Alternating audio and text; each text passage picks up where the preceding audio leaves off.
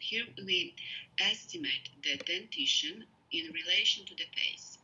So we estimate display of the teeth at rest during speech and on smiling, excessive gingival display, inadequate anterior teeth display, inappropriate gingival heights, and excessive or deficiency buccal corridors. Microaesthetics. Here we estimate the teeth in relation to each other.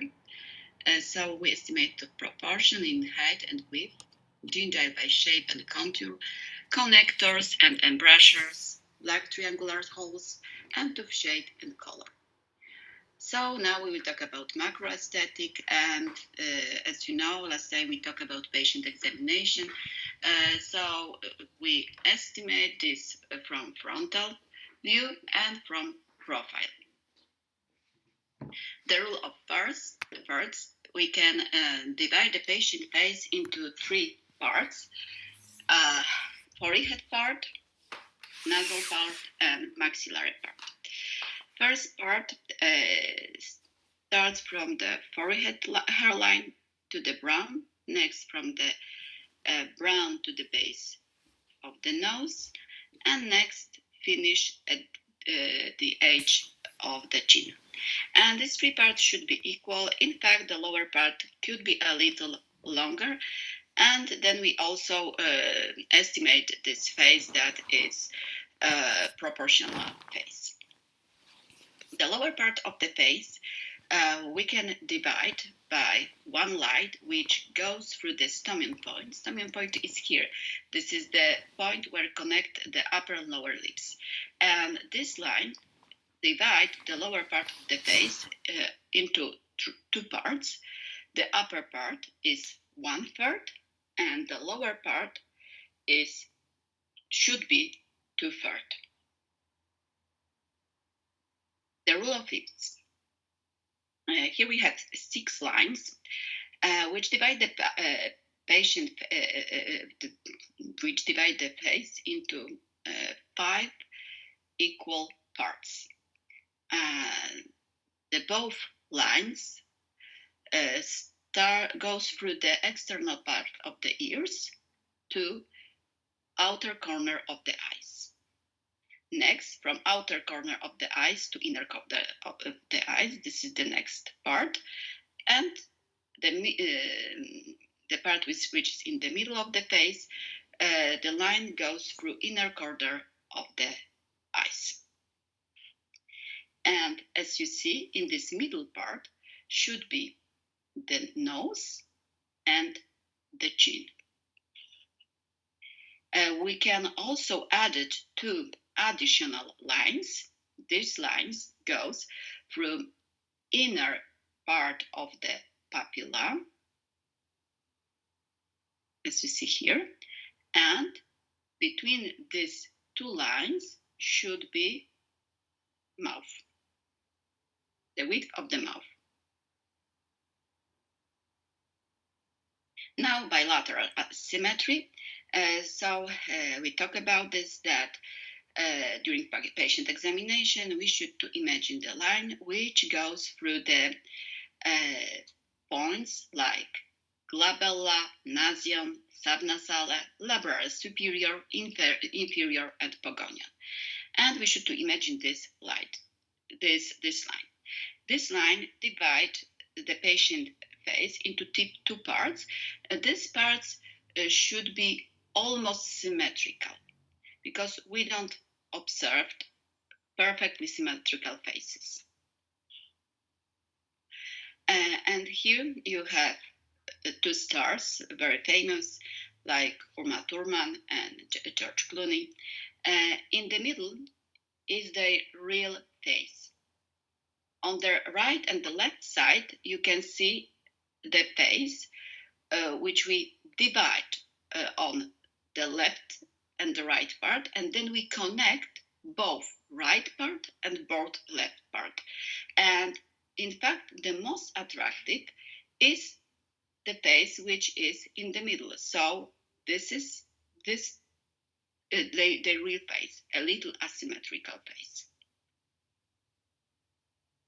And facial measurements we can use calipers, ball and stride calipers when we make patient examination, but in fact we don't do it now. Maybe aesthetic surgeon use it, but we don't use it in our practice.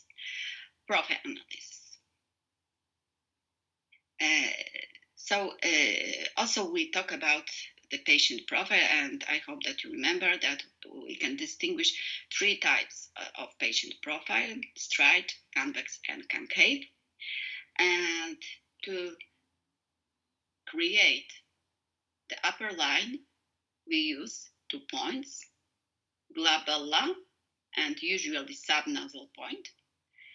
And to create the second line, we use subnasal point and Pogonian point.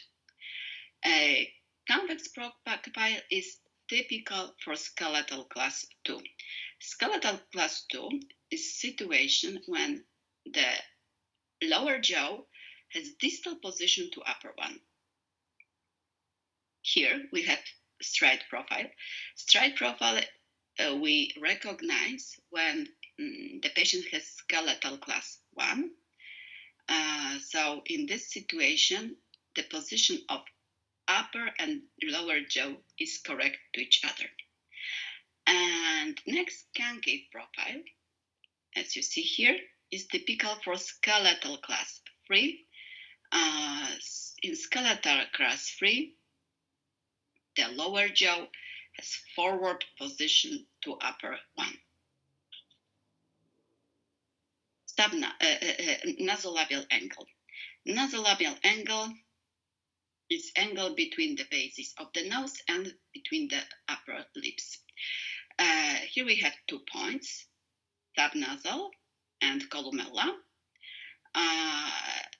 When you will make cephalometric analysis, the columella points, we determine this point when this part of the soft teeth start curved.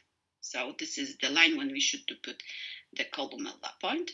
The position of subnasal points it's very difficult to find when we make cephalometric analysis, but it's somewhere here. Here is maybe easier to find it, but if you will make a lot of cephalometric analysis, you will see that in fact it's really difficult to determine this point. And here, when we draw next line, this line goes through subnasal point and labral superior. The value of this angle in cephalometric analysis, Sagner-Hasund, which you will made in the center of simulation, range from 103 to 117. But the best value for this angle is 90 degrees, and this is information which you found in your book. Okay. This angle is very important. Why this angle is very important? Because we should think what in fact influence directly on the value of this angle. So first, the shape of the nose. So if we have upturned nose, the value of this angle will be bigger. Next, the position of upper lips. But indirectly on the position of upper lip influence the position of upper incisor. So if we have the patient with proclination of upper incisor, we can expect that the value of this angle will be smaller. If we have retroclination of upper incisor, the value of this angle will be bigger. Also, on the value of this angle will influence the thickness of upper lip. When we are planning orthodontic treatment, especially with extraction, we always look at the value of nasolabial angle. So if we see this kind of profile, upturned the nose and this position of upper lips and backward position of lower jaw, if we make extraction of two first molars, we can expect that the value of this angle increased. And in fact, if we will look at this patient profile, the nose of this girl seems to be bigger after this extraction because we change the position of upper lips. So the value of this angle will be bigger. So in this situation, we should found different method of treatment, maybe without extraction, because we don't want to damage the facial appearance. Here, bimaxillary dental barrel protrusion. So as you see, here the patient is breathing through mouth, has huge problem to connect the lips, and huge protrusion of incisor in upper and lower jaw. So in this situation, the extraction is good idea in both arches. Aesthetic line or E-line is used for estimation relationship of the lips to the line which goes through the tip of the nose and the Pogonian point on the chin. And for permanent dentition, if we have adult patient or patient with permanent dentition, the upper lip should be 2-3 millimeters backward to this line, and lower lip 1-2 millimeter backward. In deciduous dentition, these lips should be in front to this line. And for mixed dentition, they should be on this line or a little forward to this line. E-line in different races, as you see, Caucasian laces. Here the lower lips is closer to this line than upper. For people from Asia, it's different situation. And from Africa, we see that the lips will have forward position to this line. So in fact, E-line is different for different races. If we make patient examination, for us very important is also the lower border of the lower jaw, and to estimate this. Usually we can use finger, or we can also place here a mirrored angle to find this border. Why it's so important? Because we can estimate the value of patient intermaxillary angle. What is this intermaxillary angle? The intermaxillary angle is the angle which is between the lower border of the lower jaw and the basis of the upper jaw. Sorry, let's make it.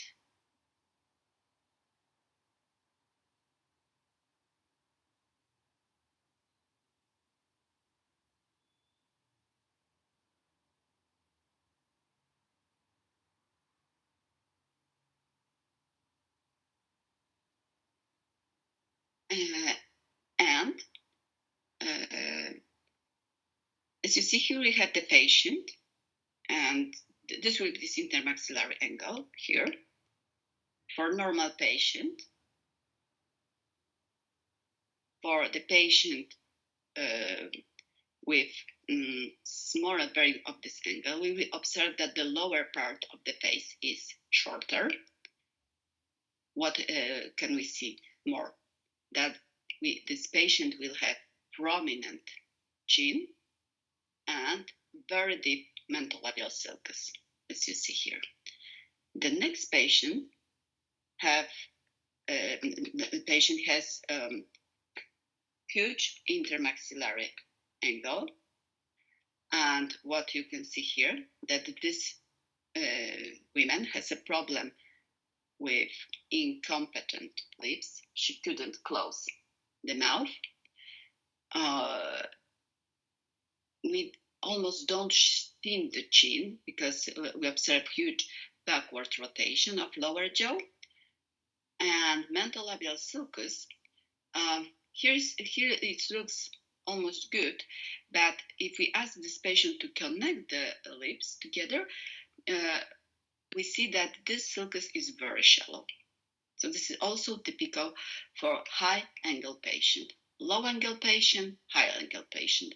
Prominent chin, almost we don't see chin.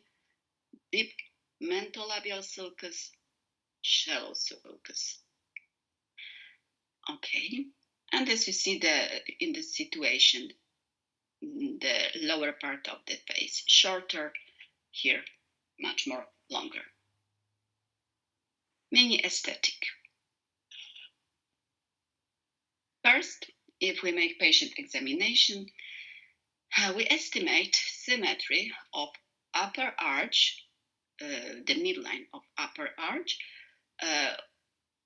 if it's correlate with the midline of the face. So we should estimate the midline of the face, and then we check if this midline of the face is corresponding with the midline of upper arch. Then we check if the midline of upper arch and lower arch are the same.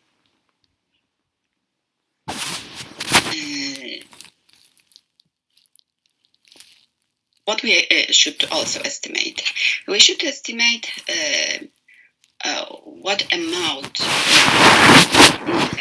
is displayed during the smile. The best situation is if we see all the crown of upper central incisors. As you know, we could also see 2-3 millimeters of gingiva, especially if the person is younger.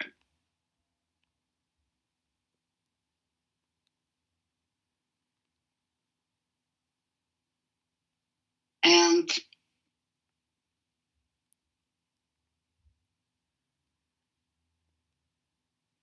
usually, if we see more gingiva, this kind of smile is typical for younger patient. Okay, asymmetric occlusal plane. If you look at this girl, you see that this occlusal plane is very asymmetrical. In fact, lay person recognize only this asymmetry when it is about 2-3 millimeter asymmetry. So, and dentists detect it even if we have 1 millimeter asymmetry.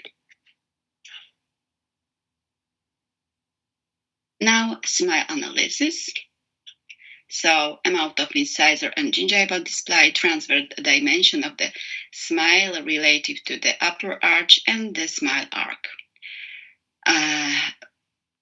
Rest position of lips with ideal exposure of the central incisors. So, usually, if we want to check how many millimeters of the upper central incisors the patient display during rest, we usually ask him to pronunciate the word Emma and stops at the moment. And in perfect situation, we should see 3 to 4 millimeters of the edges of the upper central incisors. Very often, the students ask me questions: how many teeth should be seen during smile? The most of the people show about 8 teeth during smile. So from first premolar on one side to first premolar on the other side. Some of them 10. We have also persons who display only 6 or even 12. It depends how wide is the smile, but in fact, how many teeth the person display during a smile depends from individual characteristic of the face shape. So if we have very narrow face, the person will look better. It will display about 8 teeth. If we have person with very wide face, so this distance between zygion and zygion is wide. In this situation, this wider smile and displaying more teeth will look more natural.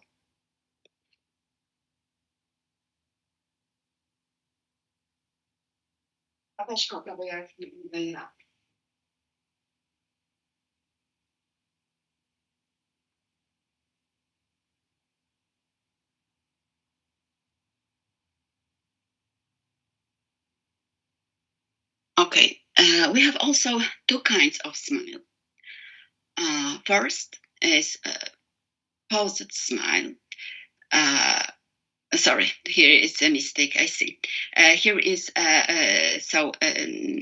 spontaneous smile is the smile when not only mouth is involved in the smile, but also eyes, and the smiles express true happiness. And we have also a paused smile is social smile. So it's a polite kind of smile. In this situation, only mouth is involved in this smiling. And the most often when we make photos for the patient, as you know, we have photos with smile and without smile. So we ask patients to smile for us. Usually we see this paused smile, so it's not true smile of this person. And once again, you can see here two pictures of the women and the mouth of the gingiva displaying during the smile. First, we see that the mouth of the gingiva is much more bigger. But we see all the crown also. In the next situation, we see only 75% of the crown. We don't see gingiva. And you can agree with me that this women looks much more younger, even if she show more gingiva. Here, the same person when she was 15 and 10 years later. And you can see here that she displayed during smile all the crown of upper incisor, here about 75%. And these are the changes which are connected with patient age. When we observe weakness of the muscles, we also see that the upper lips move down, and the patient doesn't display all the crown of the incisor. After a few years, we can expect that this woman will also display more lower incisor. transversation of the smile. So here you see the same girl before and after treatment. You can see that the upper arch is very wide, and you can see here the buccal corridors. Buccal corridors are also called negative space. In fact, it's the space between the mucosa of cheeks and the buccal surface of the buccal tip. And here you can see this girl after expansion, and her smile looks beautiful, but look also that her face is rather wide, so the wide smile also look here natural. But now compare these two faces to different women. First, who has a very wide face, next very narrow. So if we're planning the treatment of person with this kind of face, we should to think to create her wider smile, to treat her without extraction but with expansion or distalization. If we have patient with narrow face, the treatment is with extraction. It's not a bad idea, because her smile looks natural when we look at her face. The smile arc. This girl before restoration of the incisor and after restoration, and you see beautiful smile arc. And now what is this smile arc? The edges of the incisor should to fit with upper border of lower lips, like we see here or here. So we have perfect smile arc. And this arc could be correct, could be reverse, sometimes if we have attrition, for example here, reverse, or straight. So this is situation, here it could be straight, a situation when the crown don't fit with lower lips. In fact, look here, the length of the upper, the crown of central incisor is the same like the length of the lateral incisor here. Microaesthetic. Here we estimate tooth proportion in height and width, gingival shape and contour, connectors and embrasures, triangular holes, tooth shape and color. First, you should know what is this golden proportion. So golden proportion is a situation when we look at the teeth, we should to see, when you look at the central incisor and then on lateral incisor, we should see 62, the lateral incisor should be 62% of the crown of central incisors. This part of this of lateral incisors we should see during the smile. The canine should be 62% of lateral incisors we should to see. Premolar, 62% of first premolar. So this is golden proportion.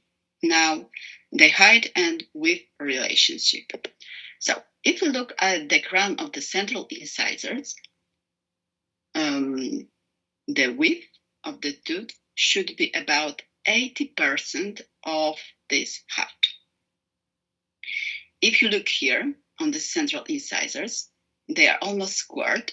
Look that the length is almost the same as the length of the lateral incisor, and you see here attrition. So in fact, we should do after treatment, orthodontic treatment, we should to plan for this patient restoration of this crown. Here you can see two aesthetic indicator. Usually, if we ask conservative dentist, aesthetic dentist, they will use this kind of indicator when they are planning restoration of the crown. Also, we should to know how should be the mesiodistal width of the anterior upper and lower teeth, especially if we have, for example, lack of the germ of the lateral incisor, upper or lower, is a very common situation. And we are planning to the treatment with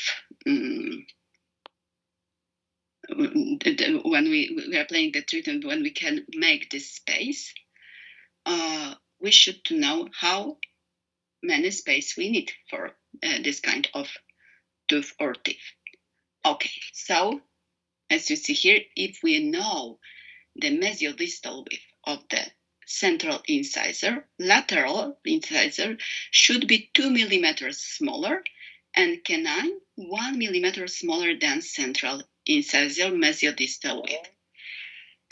If we look at the lower teeth, the central lower incisor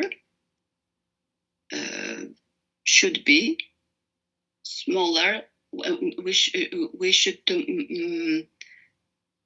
make add to this lower incisor 3 millimeters, and we achieve the mesiodistal width of upper incisor. Lateral incisor, it's we should add 0.5 millimeters, and for canine 1 millimeter to estimate correct, perfect mesiodistal width of this teeth. Nowadays, if we have a lack of the germ of the lateral incisor, especially we have very young children in treatment, we should to think about about closing the spaces. We don't plan now implant or bridges, because we know that we should to wait a long time. So we can think about replantation or transplantation, in fact, auto-transplantation of the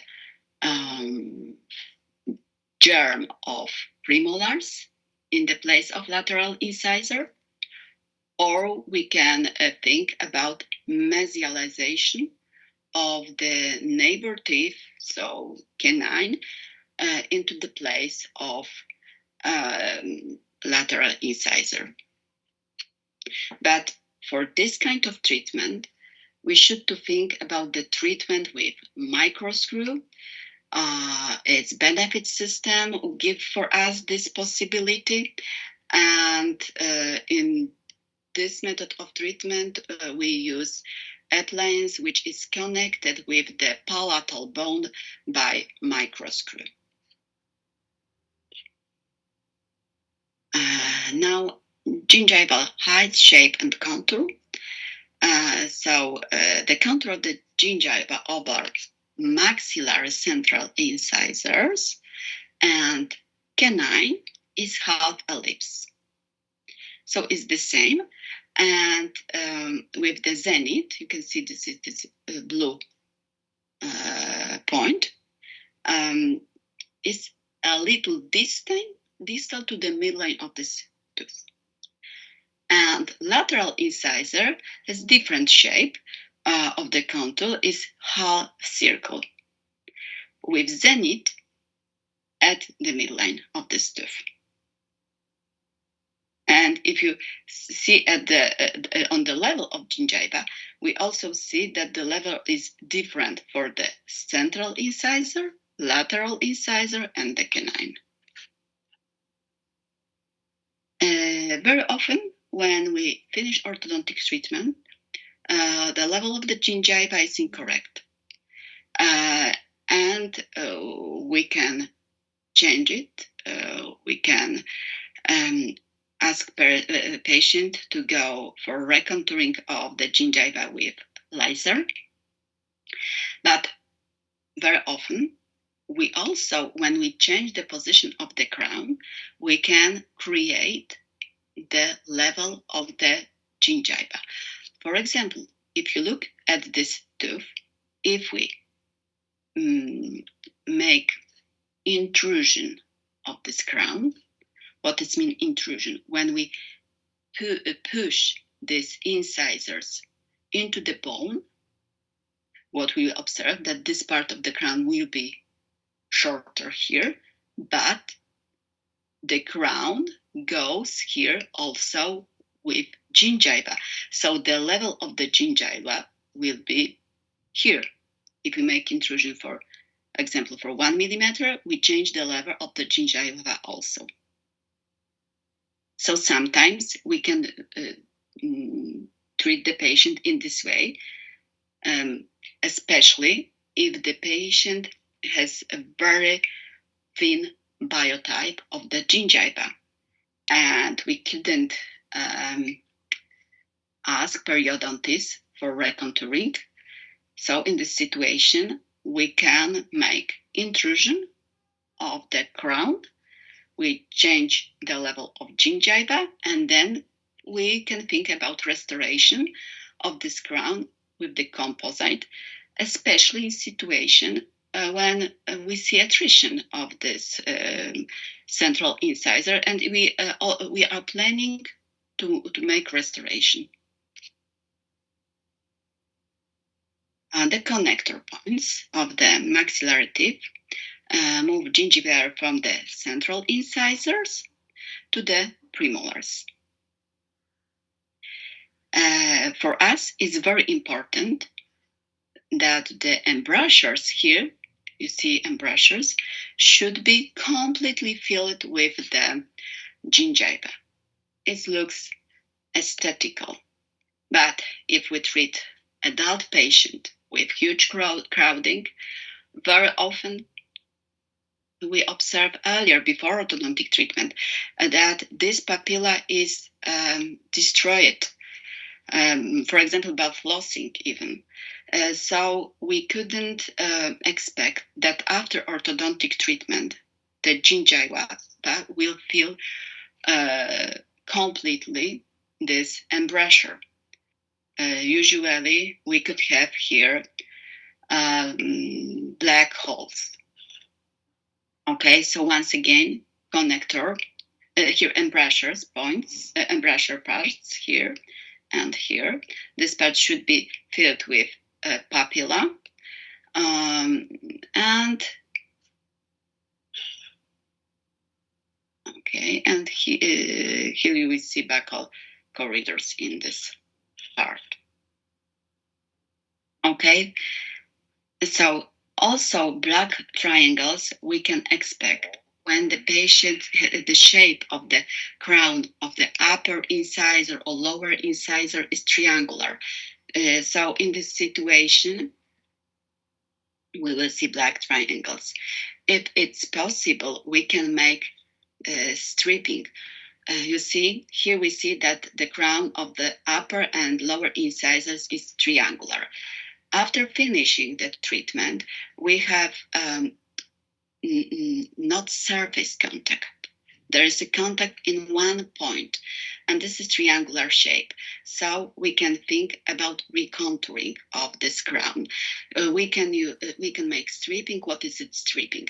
Stripping is reduction of the enamel on interproximal surfaces of the neighboring teeth. And we can, in this method of treatment, we achieve more space, And also, we can change the shape of the crown like this. And you can see here, after stripping and after closing the space, here this gingiva fill this embouchures and it looks much more aesthetic.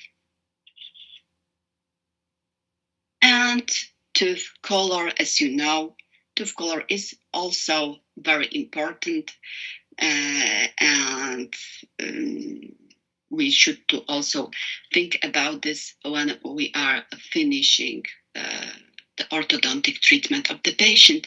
But in fact, we can tell patient about possibility if they want to change their color, what they can do. So is of course decision of the patient how bright it will be. So thank you for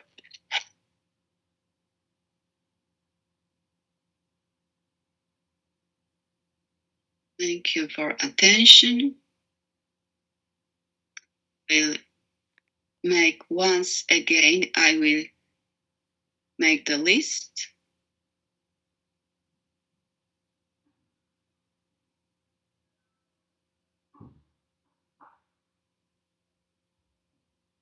Do you have a question?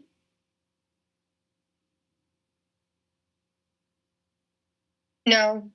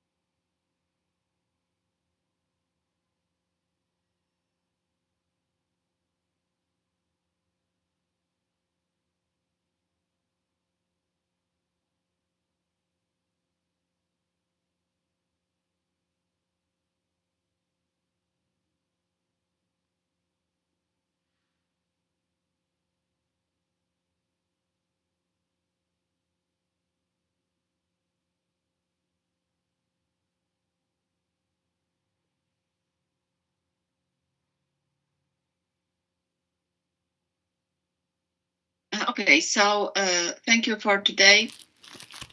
We meet next week.